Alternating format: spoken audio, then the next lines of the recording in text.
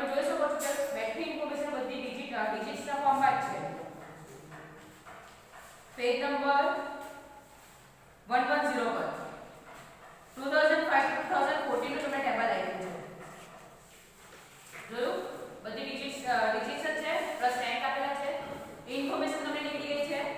After the size composition and direction of India's foreign trade, એ આખું તમારે નીકળી ગયું છે, જેની અંદર બી ટોટલી તમને ડિજિટ્સ જ જો. પહેલા size of India foreign trade એટલે કે ઇન્ડિયા કેટલું ઇમ્પોર્ટ કરે છે, total import and total export ઇન્ડિયાનું કેટલું છે. In the visible goods, in the form of merchandise goods, એટલે તમને કીધું હતું visible goods. In the form of visible goods ઇન્ડિયાનું ઇમ્પોર્ટ એન્ડ ઇન્ડિયાનું એક્સપોર્ટ કેટલું છે તો તેના વિશેની ઇન્ફોર્મેશન છે. તો તેમાં બી તમે જોઈ શકો છો કે તમને 9.3 અને 9.4 ના ટેબલમાં ઇન્ફોર્મેશન આપી છે. રાઈટ? એટલે એ બધું તમારે કઈ યાદ રાખવાનું નથી. તમને મીનિંગ કહી દીધો કે સાઇઝ એટલે શું કે the total value and volume of merchandise import and export of a country. એટલે તમારે જનરલ નોલેજ માટે મીનિંગ યાદ રાખવાનું કે size of India's foreign trade એટલે શું. પાછો ડાયાગ્રામ આપ્યો છે. પાછો ડાયાગ્રામ કદાચ લોકો પૂછી શકે, જે ડિગ્રી કહું છે એમાંથી ડાયાગ્રામ પૂછી શકે કે ડાયાગ્રામમાં તમને ઇન્ફોર્મેશન આપી દીધી છે, આપણે શું કરવાનું છે, ડ્રો જ કરવાનું છે. After the composition of India's merchandise import and export, right? એટલે શું છે કે કેટલી આઇટમ્સ નો ઇમ્પોર્ટ ને એક્સપોર્ટ કરે છે, બરાબર? કયા ટાઈપના નેચર્સ ના આઇટમ્સ, કે પહેલા એગ્રીકલ્ચર પડતું હતું, વધારે પડતું હતું, લાઈક આપણે વાત કરીએ તો સ્પાઇસીસ છે, પછી એવા હિસ્ટોરિકલ ટોયઝ ને બધા જે છે, પછી આપણે ક્લે યુટેન્સિલ્સ બનાવીએ, રાઈટ? ટ્રેડિશનલ્સ. તો તે બધાનું જે ઇમ્પોર્ટ એક્સપોર્ટ થતું હતું, ધીમે સર્વિસ સેક્ટર્સ એટલે કે આપણે આઈટી સેક્ટરનું બી એક્સપોર્ટ કરવા લાગ્યા છે, રાઈટ? તો એના વિશેની ઇન્ફોર્મેશન તમને લાઈક હિસ્ટ્રી સ્ટડી કરતા હોય ને એવી રીતે આપી છે. યાદ રીતે આપણે પેલું જોયું હતું કે મનીનું ઇવોલ્યુશન કેવી રીતે થયું, તો તમને એક પછી એક બધા સ્ટેપ્સ કીધા હતા, રાઈટ? કે પહેલા આ હતું, પછી આ થયું, બસ એવી જ રીતે પહેલા આ થયું, પછી આ, એવી રીતે તમને આખી હિસ્ટ્રી દીધી આપી છે. After the direction of India's foreign trade, India's foreign ટ્રેડનું ડિરેક્શન એટલે કઈ કન્ટ્રી સાથે કેટલું ટ્રેડ કરે છે, કે એશિયા સાથે કેટલું કરે છે, યુરોપ સાથે કેટલું કરે છે, આફ્રિકા સાથે કેટલું કરે છે, લેટિન અમેરિકા સાથે કેટલું કરે છે, એ વાળો ટોપિક છે. એ બી તમને આખું નીકળી ગયું છે. એટલે આ બધા ટોપિકમાં કઈ રીતનું, એટલે એમાં શું થાય, એક્ઝામમાં પૂછાય ને તો તમે પેલા કન્ફ્યુઝન થઈ જાય કે આપણે આન્સર કયો લખવાના ત્રણમાંથી. કોઈ એક પૂછાય ને તો પેલા એ જ કન્ફ્યુઝ થાય કે આ આપણે આન્સર કયો લખવાનો. એટલે લખી તો કે નીકળી ગયા છે. હવે ફોરેન ટ્રેડનો મીનિંગ તો તમને ખબર છે, right? Aman, what do you mean by foreign trade?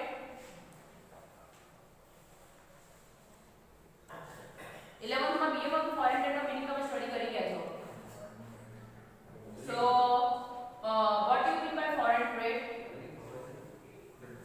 The trade which is done in exterior, Which is in done to other country. done to the other country. Okay, right? Sit down. Malik.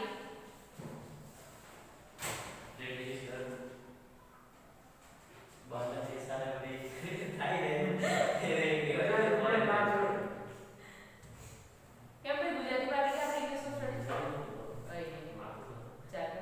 The trade which is done beyond the boundary of the country are known as the foreign trade. અને international trade એટલે within the boundary of the, sorry, internal trade એટલે within the boundary of a country, right? Internal trade. और એના different તમને name કીધા હતા. Domestic trade. તમને એક ક્વેશ્ચન જે મૂકેલા હતા ને તે ત્રણ જે ડિફરન્ટ નેમ પૂછી શકાય ને એ ત્રણ નેમ લખેલા હતા કે right internal trade, domestic trade and national trade. International trade, foreign trade and external trade, right? External trade. આ ત્રણ નામ તમને અલગ-અલગ ક્વેશ્ચન ની અંદર લખીને મૂકેલા હતા જો જોયા હોય તો, બરાબર છે? પછી આપણે રીઝન શું છે, રાઈટ? આપણે ફોરેન ટ્રેડ કરવું કેમ પડે? તો ફર્સ્ટ ઓફ ઓલ તમને કીધું છે કે ફેક્ટર ઓફ પ્રોડક્શન ની આપણે વાત કરી 11th સ્ટાન્ડર્ડ ની અંદરમાં તે બધા જ છે આપણે time, labour, capital and temperature, right? એ ચારે ચાર ફેક્ટર ઓફ પ્રોડક્શન બધી જ કન્ટ્રીમાં અવેલેબલ હોઈ શકે, બરાબર? એટલે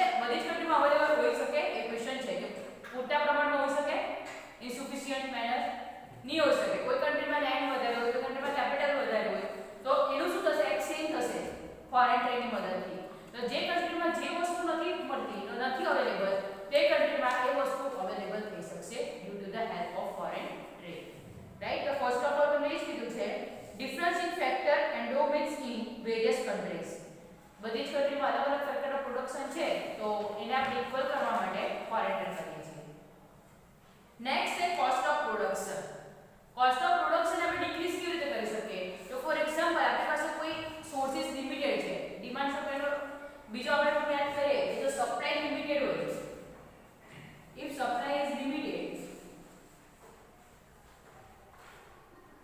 then price કેવી થશે હાઈ જશે ને સપ્લાય લિમિટેડ હશે તો પ્રાઇસ કેવી થશે હાઈ જશે તો એવા ટાઈમમાં આપણે એ જ ફેક્ટર ઓફ પ્રોડક્શન કોઈ બીજી કન્ટ્રીમાંથી એટલે કે એ ફેક્ટર ઓફ પ્રોડક્શન કે એ રો મટીરીયલ આપણે કોઈ બીજી કન્ટ્રીમાંથી ઇમ્પોર્ટ કરીએ એટલે આપણને ચીપર પ્રાઇસે પડે તો આપણો કોસ્ટ ઓફ પ્રોડક્શન ડિક્રીઝ થવાનો ને રાઈટ સો એક રીઝન છે કોસ્ટ ઓફ પ્રોડક્શન ને ડિક્રીઝ કરવા માટે next technological progress level of ટેકનોલોજીને મેન્ટેન કરવા માટે આજે ઇન્ડિયા બી આગળ છે તો અમુક ટેકનોલોજી આપણે ઇમ્પોર્ટ કરી છે રાઈટ આપણે તો 4G પડે છે જ્યારે આપણે ખબર છે બીજી બધી કન્ટ્રી 6G સુધી આવી ગઈ છે રાઈટ ત્યારે તો આપણે 4G પર જ છે એટલે ધીમે આપણે બધું અડોપ્ટ કરતાને વાર લાગે તો ધીમે ટેકનોલોજીકલ પ્રોગ્રેસ થશે why because of foreign trade તેવી જ રીતે અલગ અલગ પ્રોડક્શન ટેકનિક છે જેમાં બી આપણે ડિફરન્ટ કે એવું આપણે ઇક્વિપમેન્ટ બનાવીએ કે જેથી ઓછા ટાઈમમાં વધારે પ્રોડક્શન થઈ શકે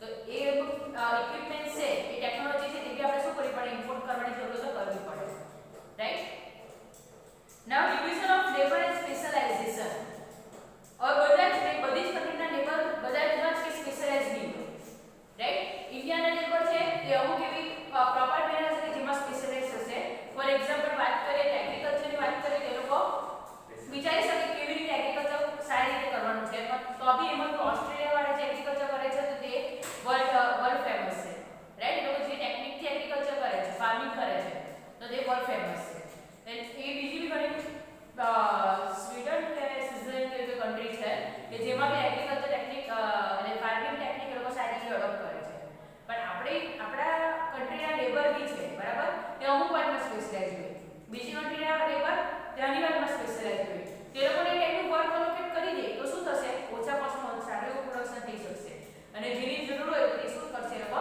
ઇમ્પોર્ટ એક્સપોર્ટ કરી દેશે રાઈટ તો આ 4 રીઝન માટે ફોરેન ટ્રેડ ઇમ્પોર્ટન્ટ છે reason four foreign trade 2 or 3 marks માટે ઇમ્પોર્ટન્ટ 2 or 3 માર્ક્સ માટે 3 માર્ક્સમાં પૂછે તો મહેરબાની કરીને ચારે 4 પોઈન્ટ એક્સપ્લેન કરજો રાઈટ 3 માર્ક્સમાં પૂછાય તો મહેરબાની કરીને ચારે 4 પોઈન્ટ એક્સપ્લેન કરજો 2 માર્ક્સમાં પૂછાય તો સ્ટેપ બધા કરજો અને એક્સપ્લેન 2 to 3 કરજો right clear query now nature of international trade તો નીકળી જ ગયું છે પણ એની આપણે ડિફરન્સ જોશું એની અંદર મારી બધા પોઈન્ટ ઇન્ક્લુડ કરી દીધા છે difference between domestic trade and international trade એકદમ ઈઝી ક્વેશ્ચન 5 માર્કમાં પૂછે તો તમે લોટરી લાગી ડિફરન્સ 5 માર્કમાં પૂછો તો મોસ્ટલી 3 માર્કમાં 5 માર્ક્સમાં પૂછી શકે છે તો ફર્સ્ટ રાઉન્ડ શું છે બેઝડ ઓન સ્કેલ જે ઇન્ટરનેશનલ ટ્રેડ છે કે જે આપણો ડોમેસ્ટિક ટ્રેડ છે તે કેવું છે નેરો છે અને ફોરેન ટ્રેડ છે તે કેવું છે લાર્જ છે right based on currency and modes of payment ઇન્ડિયામાં જો કોઈ બી ટ્રેડ થવાનું હોય રાઈટ ડોમેસ્ટિક ટ્રેડ ઇન્ડિયામાં કોઈ બી ટ્રેડ થવાનું હોય તો એક જ કરન્સીમાં થશે રાઈટ બધી શેમાં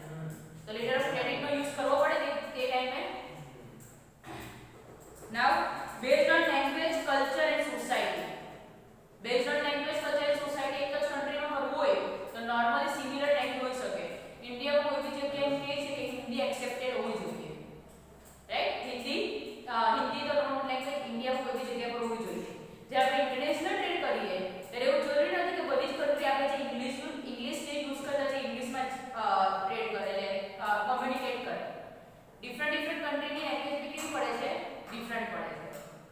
આફ્ટર ધેટ કલ્ચર, ઇન્ડિયામાં તો કલ્ચરમાં ભલે ડિફરન્શિએશન છે બટ એટલું નથી જોવા મળતું જેટલું આપણે ફોરેનમાં જોવા મળે. એન્ડ સોસાયટી તો સેમ છે, ઇન્ડિયામાં લિમિટેડ સોસાયટી જોવા મળે છે, જ્યારે આપણે ઇન્ટરનેશનલ ટ્રેડ કરીએ ત્યારે આપણને એમાં પણ વધારે ડિફરન્સ જોવા મળે છે. નેક્સ્ટ છે ટ્રાન્સપોર્ટ કોસ્ટ. ઇન્ડિયામાં કરવો તો ટ્રાન્સપોર્ટ કોસ્ટ કેવો જશે, ચીપ જશે, અને આપણે ફોરેન કરવું હોય ત્યારે કોસ્ટલી થશે. Based on degree of competition. તમને આમાં વિડિયો જોયો તો એક એક્ઝામ્પલ આપ્યું હતું, રાઈટ? એક્ઝામ્પલ મને યાદ છે કયું આપેલું હતું, થોડું યાદ અપાવો. ક્લાસમાં કોઈ એક જણે કોમ્પિટ કરવું હોય, યાદ આવ્યું? તમે અત્યારે જે 11th અને 12th માં કોમ્પિટ કરી એક્ઝામમાં તે ખાલી તમારે 20 સ્ટુડન્ટ પૂરતું હતું, બરાબર? 20 સ્ટુડન્ટમાં લિમિટેડ હતું. હવે તમે મેમાં બોર્ડની એક્ઝામ આપવાના, તમારે કોમ્પિટિશન કોની સાથે થવાની, ઓલ ઓવર ગુજરાતના સ્ટુડન્ટ સાથે થવાની. હવે આપણે ટ્રેડની અંદર આવીએ તો ટ્રેડમાં જ્યારે ઇન્ડિયામાં કરવો છે તો ત્યારે ઇન્ડિયાની ડિફરન્ટ કન્ટ્રી સાથે ટ્રેડ થશે. જ્યારે બહાર જશે, બરાબર, ત્યારે અલગ અલગ કન્ટ્રીના બધી જ કંપની સાથે શું કરવું પડશે, ટ્રેડ કરવું પડશે. અમન ઊંઘવટ નથી આપણે હવે પડી એ લેવલ ઓફ કોમ્પિટિશન ની જગ્યા પર શું થશે, હાઈ જશે. અહીંયા તો તમને બધાને ખબર હોય કે આને આ સબ્જેક્ટમાં આ સારો છે કે આ સબ્જેક્ટ સારો છે, તમને બધાને ખબર હોય. પણ જ્યારે વાત ગુજરાત બોર્ડ આપણે ગુજરાત બોર્ડ પર કોમ્પિટ કરવા જઈએ ત્યારે આ વાતમાં પણ શું પડે છે, ડિફિકલ્ટી પડે છે. સેમ વસ્તુ ટ્રેડમાં બી થશે. નેક્સ્ટ વાત કરીએ બેઝડ ઓન કન્ઝ્યુમર સેટિસ્ફેક્શન. ઇન્ડિયામાં કન્ઝ્યુમરને સેટિસ્ફાઈ કરવું હોય તો એ લોકો ઈઝીલી જાણી શકે, પોતાની જ કન્ટ્રી છે એટલે એ લોકોની મેન્ટાલિટી એમ કે છે કે ઈઝીલી નોટ કરી શકે. પણ જ્યારે અલગ અલગ કન્ટ્રીના લોકોની મેન્ટાલિટી નોટ કરવી હોય, બરાબર, તો તે કેવું પડે છે, ડિફિકલ્ટ ટાસ્ક પડે છે. And based on administrative and legal system.